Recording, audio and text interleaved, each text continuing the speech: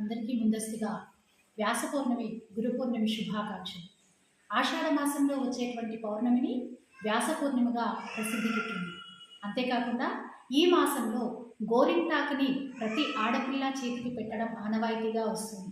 ఎందుకంటే కొత్త నీరు వచ్చేటువంటి సమయం కాబట్టి చర్మ వ్యాధులు ఎక్కువగా ప్రబలుతాయి. ఆ చర్మ వ్యాధుల నుండి రక్షించడానికి ఆడపిల్లలు ఎక్కువగా నీటితో ఉంటారు కాబట్టి నీటికి సంబంధించినటువంటి పనులు చేస్తారు కాబట్టి గోరింటాకుని వాళ్ళ చేతులకి అలంకరించడం సాంప్రదాయంగా మారింది.